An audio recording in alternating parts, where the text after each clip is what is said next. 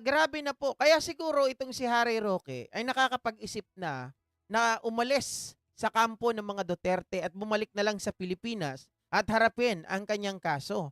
Siguro napag-iisip-isip na ni Harry Roque, mga kababayan, na lumiliit na ang kanyang mundo at hindi na rin siya pinagtatanggol ng mga Duterte at nagiging, kumbaga, siya ay nagiging saling pusa, nagiging kawawa, na todo ang kanyang ginagawang effort para ipagtanggol ang mga Duterte, gawa ng paraan para itong si Digong ay mapalaya. Subalit datapwat, mga kababayan, basura po ang tingin sa kanya ng abogado nitong si Digong Duterte at ng mga Duterte siyempre, mga kababayan, sa pagsasalita nito kay attorney nito ni Kaufman kay attorney Harry Roque, mga kababayan, ito ba ay may basbas kaya ni Sara Duterte? Pero tingnan natin at pakinggan kung paano po pinahiya ni Kaufman, mga kababayan, na tinawag na baliw itong si Harry Roque.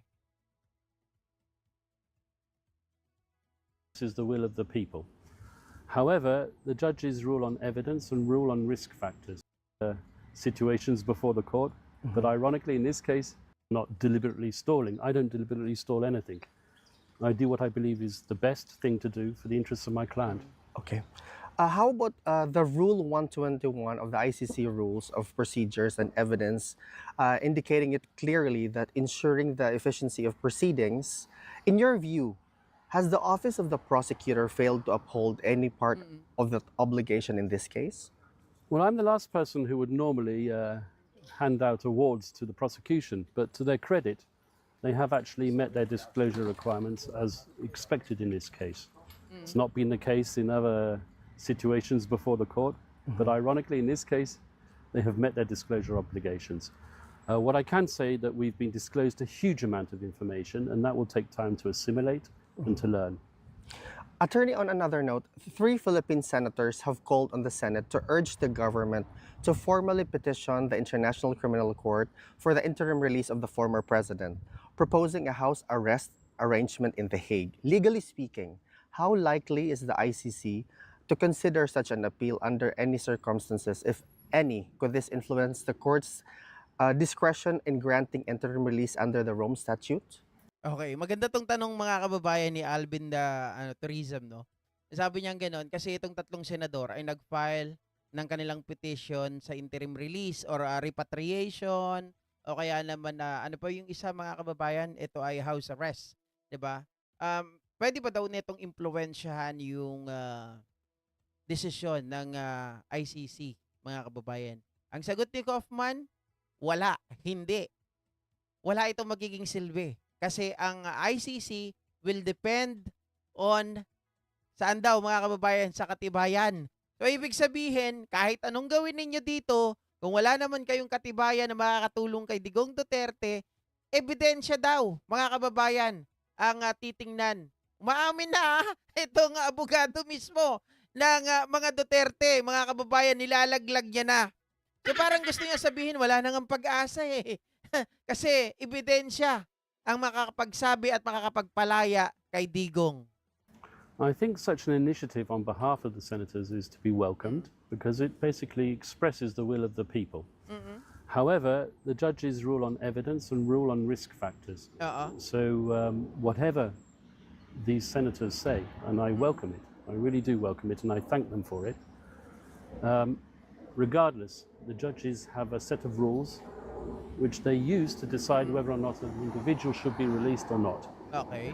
Attorney Kaufman, is your legal team actively considering the options reportedly raised by Attorney Harry? Pero di ba sinabi nila nung nakaraan, mga kababayan, ready na daw, makakalaya na daw. Pero ngayon, nasa na yung sinasabi nilang daw? Parang wala naman. Puro kasinungalingan, paasa din to mga to eh.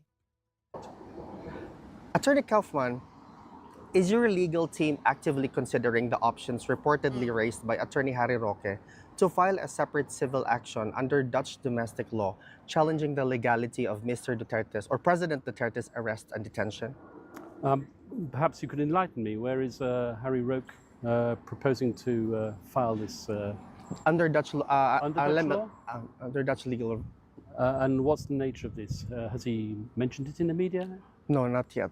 Because it was proposed that a separate legal remedy filed under Dutch laws could be a possible option. Are you actively proposing the same? Well, this is not the first time I've heard such a crazy scheme. I would put it that way because at the end of the day, the Netherlands have to be involved in any uh, request to release an individual from the court, because in order to go to a target country or country where the person has selected to be the place for him to be under house arrest, should obviously the pre-trial chamber agree, he would have to pass through the Netherlands territory. So to initiate a case in the Netherlands against the Netherlands would be a big mistake. Aside from Sapul na sapul si Harry Roque dito mga kababayan. Crazy scheme lang daw yung mga naiisip na pamamaraan ni Harry Roque. Akala ko ba Harry Roque napakagaling mo? Akala ko ba sabi mo hindi pinakikinggan lahat ng mga suggestion mo o mga suggestion mo para ma-approve yung interim release na itong si Digong Duterte. Eh ngayon, sabi ni Kaufman, crazy scheme lang daw yung mga pinagsasabi mo. Hindi na daw isang beses niyang narinig yung mga paliwanag mo o yung mga suggestion mo na kabaliwan. Ayon sa kanya, mga kababayan, malabo daw sa timpla ng pusit. Oh. from the recent efforts filed before the ICC, such as the petitions for disqualification of certain judges and the request for interim release, what other legal avenues or procedural steps are you currently exploring to strengthen the case and secure the eventual return of the former president? Well, there is a petition before the court for interim release. As you might know from a decision given by the judges yesterday, the decision on interim release will be postponed temporarily in order to allow us to present further crucial information to the pre-trial chamber. On that note, attorney, congratulations on the grant of your defense request to defer adjudication of the urgent motion for interim release. Ideally, is this motion expected to be adjudicated prior to the set confirmation of charges? I hope so, but it's all tied up with the issue of information that we haven't received, delays, which are not attributable to the defense. What is the legal significance or advantage of granting the deferment of the adjudication of the urgent motion for interim release? And I said we want to have all the information necessary to promote a claim for interim release.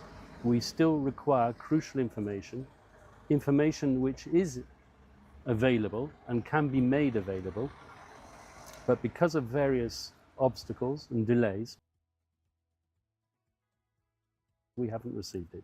I'm not entitled to elaborate any further on the matter. Thank you, attorney. If the interim release is granted, will former President Duterte be placed under arrest only during the pre-trial phase, or will it continue throughout the entire trial if the charges are confirmed? One would hope that it will continue throughout the whole trial if charges are confirmed, obviously. Attorney, according to the report, the ICC has disclosed 1,253 items of evidence related to alleged crimes against humanity involving the former president. Have you had the opportunity to review these materials in full? If so, what is your legal assessment or overall impression of the strength and credibility of the body of evidence? Well, you talk about 1,000 or so items that have been disclosed. Correct. However, each one of those items sometimes contain up to 100 or even 200 pages. So it's an immense amount of information. It's disclosed electronically. And we have means and methods using the court's information technology systems to analyze that evidence, to perform keyword searches, to focus in on aspects of the case that are interest us for promoting the former president's defense. I'm not going to comment on the strengths and the weaknesses. I'm not allowed to. However, we are busy learning that evidence. We have a short amount of time to do it. We have a fair idea what we want to argue at confirmation, but once again, that's strategy, which I shan't be disclosing in a media interview. Yes.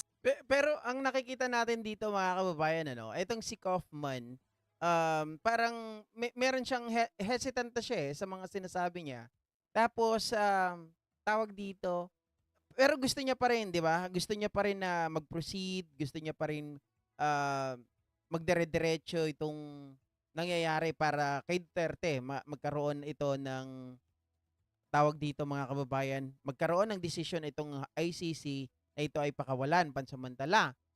Pero nakikita natin sa side naman nila Sara Duterte, mga kababayan, dun sa pag-implicate nila ng sinasabi merong pagsasabuatan itong ICC at si PBBM, parang kinukontra nila yung kagustuhan ni Kaufman, mga ka-GP Natics, yung parang, although yes, indeed, pinapakita nila na lumalaban sila kunwari para ma-release itong si Digong or ma-dismiss yung kaso. Pero on the other hand, ang ginagawa ng mga ito ay sinisira nila parang, sige, ilaban mo yung tatay ko dito. Pero sa kabilang banda, sinisiraan nila yung ICC. Do you think this could be helpful, mga kababayan, yung ginagawa nila na siraan mo yung ICC? Imbis na dapat, 'di ba? Ikaw ay makiusap, yung ICC, wag mong idamay sa mga ganitong bagay. Dapat ikaw ay magmakaawa sa kanila. Pero iniinis mo lalo. Parang gusto mo sabihin, sige ICC, wag mo nang pakawalan yung tatay namin. Ako naman ang magbebenepisyo. Halak Parang ganun yung gusto ko. Parang ganun yung nakikita ko sa mga action nila Sara Duterte, mga kababayan. Kaya itong si Kaufman, pinababayaan na lang nila sa kanyang mga desisyon. Na kung sakali, pwede naman sanang pagbigyan or pwede naman sabihin natin kunin yung suwestyon ni Harry Roque. Pero hindi nila binibigyan ng pagkakataon, mga kababayan. Parang ang tingin ko dito talagang sacrificial lamb yung ginagawa nila dito kay Digong Duterte na mapahamak ito, tuluyang makulong, 'di ba, na hindi na makalaya para syempre kapag ganun ang nangyari, oh, lalabas mga kababayan na itong si Duterte ay hero na naman. halak Oh, baka sabihin nila yung pagpi-play victim ni Digong Duterte, mga kababayan, ay successful. At ang syempre pag naging successful 'yan, ang mangyayari, ang magbe-benefit si Sara. Grabe. Ang titindi ng mga utak na itong mga 'to. Sabi ni Rosario Santos, bakit nasabi ni Sara na nakikita na niya ang future? Ano ba mangyayari at nasabi niya na wala ng Marcos sa darating na eleksyon? Ibig bang sabihin gagawin nila ang lahat na wala ng Marcos na mananalo? Alam niyo naman si Sara Duterte, mga kababayan. Kinakain na yung ano mo rito. Yung aso kinakain na yung pipino. Hindi ko alam kung bakit nasasabi ni Sara yon, mga kababayan, na wala ng Marcos na mananalo, 'di ba? Sa mga susunod na taon o susunod na eleksyon. Well, mga kababayan, sino naman, parang narinig ko na rin 'yan dati, 'di ba? Nung matapos po na mapaalis sa Malacanang ang mga Marcos, sabi wala nang Marcos na makakabalik. Meron naman. Sino ba siya? Diyos lang ang pwedeng makapagsabi niyan. Dahil hindi natin alam ang takbo ng utak talaga ng mga tao kung sinong pipiliin nila eh. 'Di ba? Kung saan ang gusto ng tao. Kasi yung iba, sabihin, mga Duterte kami. Baka yung iba diyan napipilitan lang. Yung iba diyan nababayaran lang. 'Di ba? Pero ang tunay na gusto ng tao, kasi kung yung mga estudyante na edukado ang tatanungin mo, ayaw nila sa mga Duterte. Yun ang sinasabi ni Panelo, 'di ba? Ang sumusuporta lang sa mga Duterte yung mga blinded followers at mal-educated. Oh. Sir, ang hindi alam nila Sisa, ang mga tao ay nauumay at naiinis din sa mga bulok nilang pag-iisip. That is totally correct, mga kababayan. Kasi kapag ikaw, yung mga nangyayaring nito, iwas ka ng iwas, lagi kang, yung pangalan mo nadadama, o sabihin mo, lagi na lang sangkot yung pangalan mo, pero ikaw ay hindi sumasagot. Tapos ikaw pa ay mayabang, 'di ba? Naninira ka pa ng tao, lagi ka na lang umiiwas sa pagsagot sa mga issue. Naku po, mga kababayan, ang tao kagaya po ng ginagawa ngayon, 'di ba? Marami na. Sino-sino yung mga masasabi po natin, yung mga Duterte parang iniwanan na sila dahil nga sa mga desisyon nila. Iyon kay kay Basti Duterte.